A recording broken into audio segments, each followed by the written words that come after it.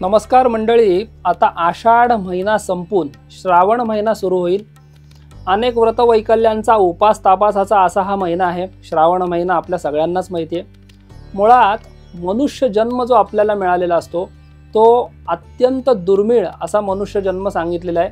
84 लक्ष योनीत भटकत असताना एखाद्या जीवाचं पुण्य आणि पाप समसमान झाल्यावर देवाच्या कृपेने दुर्मिळ असा मनुष्य जन्म मिळतो। इतकी दुर्मिळ संधी मिळाल्यानंतरही जर एखाद्या माणसाने ती फुकट किंवा व्यर्थ गमावली किंवा परत अधोगतीकडे गेला तर ते अत्यंत चुकीचं ठरेल। म्हणूनच आपले धर्मग्रंथ अशा विशिष्ट विधींचं वर्णन करतात जेणेकरून मनुष्य त्याचा परम कल्याणाचा मार्ग मोकळा करून मुक्तीकडे वाटचाल करू शकेल। तर अशा पद्धतीने पुराणामध्ये वेगवेगळ्या महिन्यांचं वर्णन जे केलेलं आहे त्यामध्ये श्रावण महिन्याचं जे काही वर्णन आहे ते आपण आता बघणार आहोत। शेवटपर्यंत हा व्हिडिओ जरूर बघा।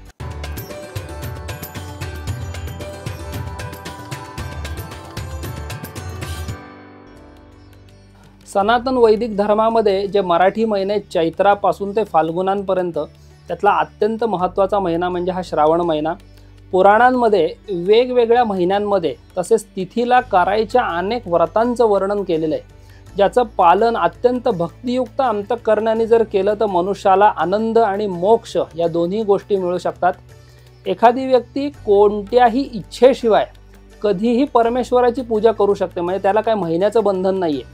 जप तप उपासना ध्यान धारणा हे केव्हाही तुम्ही करू शकता, परंतु कोणत्याही इच्छेशिवाय किंवा इच्छा असताना म्हणजे सकाम आणि निष्काम अशा उपासना ज्या आहेत त्या जर विशिष्ट काळी विशिष्ट वेळी जप तप दान विधी इत्यादी केल्याने त्याचं विशेष फळ मिळतं असं शास्त्रामध्ये सांगितलं आहे। म्हणूनच या श्रावण इत्यादी महिन्यांची योजना केलेली आहे।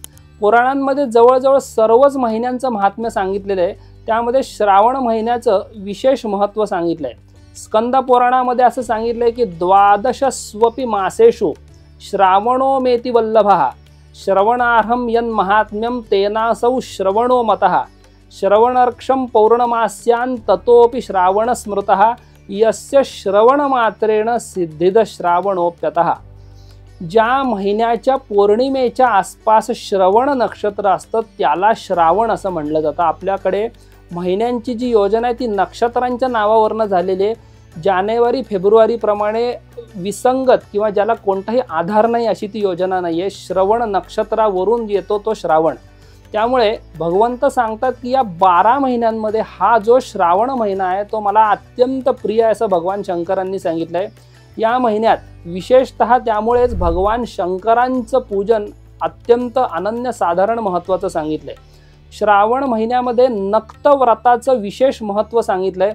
आता नक्त व्रत म्हणजे काय तर दिवसभर उपवास करायचा असतो आणि सूर्यास्ताचे वेळी शंकराची पूजा करून त्यानंतर उपवास सोडणं याला नक्त व्रत असं म्हटलं जातं। या काळात रुद्राभिषेकाचं तर अनन्यसाधारण महत्त्व आहे। शास्त्र असं सांगतंय की रुद्राभिषेकं कुर्वीत मास मात्रं दिने दिने। श्रावण महिन्यात शंकराला रोजच रुद्राभिषेक करायला सांगितलं आहे। ज्यांना अगदी रोज शक्य नाही आहे त्यांनी किमान एका दिवशी तरी जाणकार विद्वान गुरुजींना घरी बोलवून हा जरूर करावा। आपल्याला अत्यंत प्रिय अशी जी काही खाण्याची वस्तू आहे पदार्थ आहे त्याचा त्याग या महिन्यामध्ये करावा असं सांगितलं आहे। त्यांनी जिव्हा लौल्य जे आहे आपलं किंवा जिभेच्या जे काही आपण अधीन असतो तिथे थोडासा विजय प्राप्त करायला मदत होते। एकनाथी भागवतात नाथ महाराज असं सांगतात की ज्यांनी जीभ जिंकली त्यांनी सगळं जिंकलं। त्यामुळे किमान 1 महिना तरी आपण ही प्रॅक्टिस करायला हरकत नाही। त्याचप्रमाणे वेगवेगळ्या प्रकारची फळं फुलं धान्य तुळस बिल्वपत्र आघाडा इत्यादींनी भगवान शंकराची लक्ष पूजा करावी असं सांगितलंय। लाख संख्येमध्ये या गोष्टी शंकराला महिन्याभरात व्हाव्यात। भगवान शंकरांना पंचामृताचा जो अभिषेक आहे तो अत्यंत प्रिय आहे। शास्त्रात सांगितलंय पंचामृताभिषेकंच मम प्रीतिकरम परम असं भगवान शंकर सांगतात। अत्यंत प्रियकर अशी गोष्ट म्हणजे पंचामृताचा हा अभिषेक आहे। या महिन्यामध्ये जास्तीत जास्त पवित्र राहण्याला अत्यंत महत्त्व आहे। अनुष्ठानाचे जे काही नियम असतात, उदाहरणार्थ अनेक जण गुरुचरित्राचा पारायण वगैरे करतात, त्या पारायण काळामध्ये जे काही नियम आपण पाळत असतो त्या नियमांचं पालन करायला पाहिजे या महिन्यामध्ये। जसं की फलाहार तुम्ही करू शकता, हविष्यान्न म्हणजे काही त्याचे विशिष्ट पदार्थ दिलेत त्यामध्ये गहू साळी, सातू, मूग, तीळ, वाटाणे, राळे, चूरण, पांढरी रताळी, समुद्र मीठ ज्याला सैंधव म्हणतो आपण, सेंदे लोण, गाईचं दूध, दही, तूप, तसंच नारळ, आंबे, फणस, हिरडा, सुंठ, जिरे, पिंपळी, केळी, चिंच, राय, आवळा, साखर, तुपात तळलेले पदार्थ, वेलदोडे, लवंग, पेरू, डाळिंब, नारिंग, साठी भात म्हणजे आपले वरईचे तांदूळ, देवभात, केळफूल, पालक भाजी असे हे हविष्यान्नाचे विविध प्रकार सांगितलेत, ते आपण सेवन करू शकता। भूमीवर किंवा घोंगडीवर झोपावं, ब्रह्मचर्य व्रताचं या महिन्यामध्ये पालन करावं, सत्य भाषण करावं, कोणाचाही द्वेष व मत्सर करू नये, जास्तीत जास्त मन जे आहे ते शुद्ध ठेवायचा प्रयत्न करायचा आहे, शारीरिक मानसिक दृष्ट्या थोडक्यात शुद्ध राहण्याचा प्रयत्न श्रावण महिन्यात करायचा आहे, ज्या योगे या महिन्यामध्ये केलेलं कोणतंही शुभ कर्म अनंतपट फलदायी होत असतं। श्रावण महिन्यामध्ये शाक भाज्या म्हणजे पालेभाज्या कधीही भक्षण करू नयेत असं धर्मशास्त्रामध्ये सांगितलंय। या महिन्यामध्ये शंकराच्या मंत्राचा म्हणजे श्री रुद्राय नमः किंवा ओम नमः शिवाय इत्यादी मंत्राची जर तुम्ही दीक्षा घेतली असेल तर अधिकार परत्वे याचा जप करता येतो। सगळ्यांनाच ओम नमः शिवाय मंत्राचा जप करता येत नाही, त्यामुळे सिंपल श्री रुद्राय नमः या मंत्राचा, तसं शिवस्तुतीसारखी काही स्तोत्र आहेत त्याचं वाचन असेल, शिवमहिम्न स्तोत्र असेल त्याचं वाचन, शिवसहस्रनामावली असेल त्याचं पठण आपण करू शकता। शिवलीलामृत या अत्यंत प्रासादिक पोथीचं वाचन सुद्धा अनेक घराघरात अजूनपर्यंत होतंय, ते पण आपण करू शकता। शंकराच्या उद्देशाने प्रदक्षिणा, नमस्कार, रुद्राभिषेक, महिम्न स्तोत्राचा अभिषेक इत्यादी सर्व गोष्टी शीघ्र फलद्रूप होत असतात। शंकराला प्रदक्षिणा घालायचं सुद्धा एक व्रत आहे, लक्ष प्रदक्षिणा व्रत म्हणून, ते पण आपण या श्रावण महिन्यात करू शकता। श्रावण महिन्यातील सोमवारी शंकराच्या पूजनाचं आणि उपवासाचं अनन्यसाधारण महत्त्व दिलेलं आहे। 12 महिन्यातले जे प्रत्येक सोमवार असतात त्या प्रत्येक सोमवारी ज्यांना उपवास करणं शक्य नाही आहे गडबडीमुळे, त्यांनी किमान श्रावण महिन्यातल्या सोमवारी जर उपवास केला आणि शंकराची पूजा केली तर वर्षभरात केलेल्या सोमवारच्या पूजनाचं आणि उपवासाचं फळ त्यांना मिळतं। त्याला शास्त्रात आधार दिलेला आहे। अस्मिन् मासे व्रतं कृत्वा अब्दव्रत फलं लभेत असे सांगितलंय। त्यामुळे श्रावण महिन्यातल्या सोमवारी जर तुम्ही व्रत केलं तर वर्षभरातले सर्व सोमवार केल्याचं फळ तुम्हाला मिळेल। आता हा श्रावणी सोमवारचा उपवास नक्त व्रत म्हणून करायचा असतो, म्हणजेच मी मगाशी सांगितलं तसं दिवसभर उपवास करून सायंकाळी शिवपूजन करून त्यानंतर उपवास सोडायचा असतो। श्रावणी सोमवारच्या व्रताच्या सामर्थ्यामुळे त्याचं फळ सुद्धा शास्त्रकारांनी दिलंय। ज्यांना संतान प्राप्ती होत नाही त्यांना संतान प्राप्ती होते, धनप्राप्तीची इच्छा असेल किंवा ऋणग्रस्तता, कर्जबाजारीपणा असेल तर भगवान शंकरांच्या कृपेने धनप्राप्ती होते। ज्या ज्या म्हणून मनोकामना असतील त्या सर्वांची पूर्ती या श्रावणी सोमवारच्या व्रताने होतं असं शास्त्रात सांगितलंय।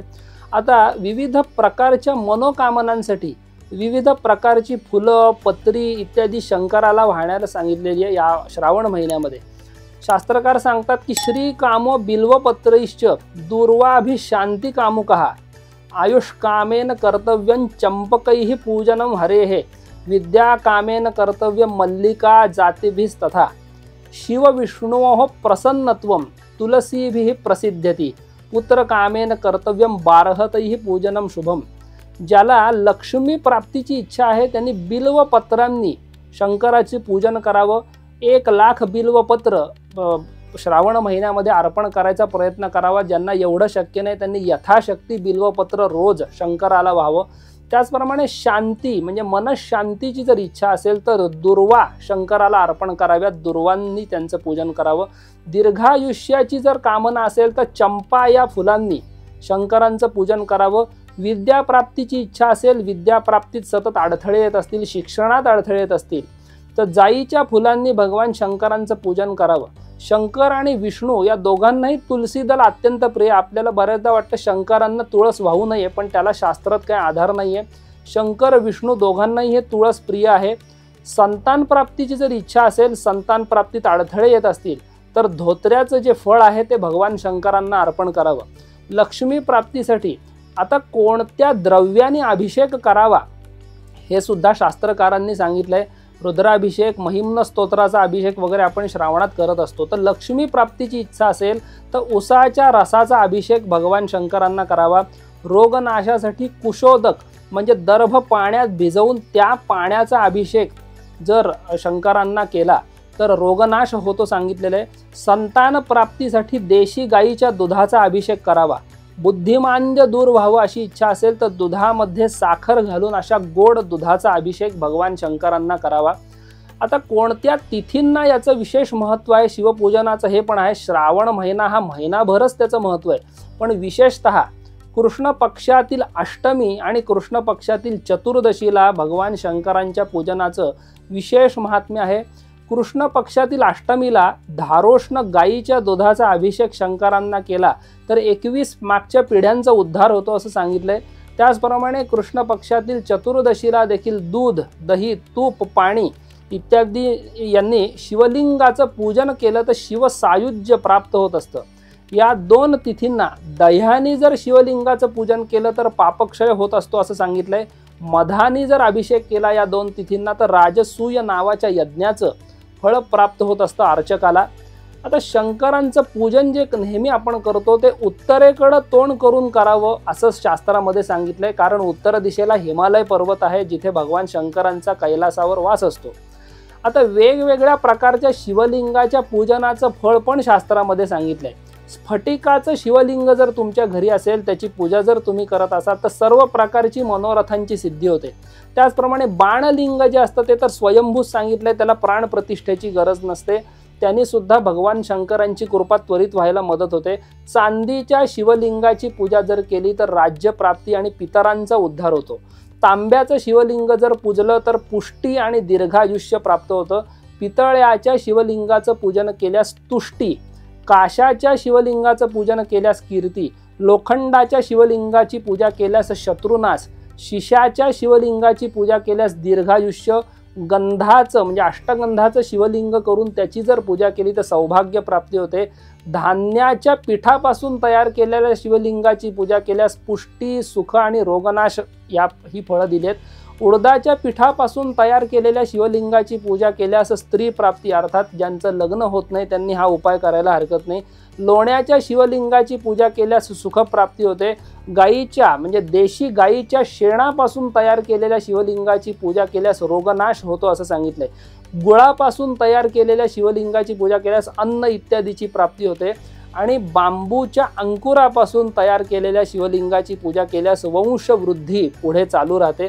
तर अशा पद्धतीने भगवान शंकराच्या पूजनाचं महात्म्य जे आहे विशेषतः श्रावण महिन्यातल्या हे शास्त्रामध्ये सविस्तर सांगून ठेवलं. विस्तार भयास्तव आम्ही एवढं सांगितलेलं नाही. अत्यंत महत्त्वाच्या गोष्टी आम्ही दर्शकांपर्यंत या श्रावण महिन्याच्या महात्म्यानुसार पोहोचवलेल्या आहेत. जास्तीत जास्त सश्रद्ध लोकांपर्यंत आणि शिवभक्तांपर्यंत हा व्हिडिओ आपण जरूर पोचवा, जेणेकरून अत्यंत ही दुर्मिळ माहिती लोकांना मिळायला मदत होईल. नमस्कार.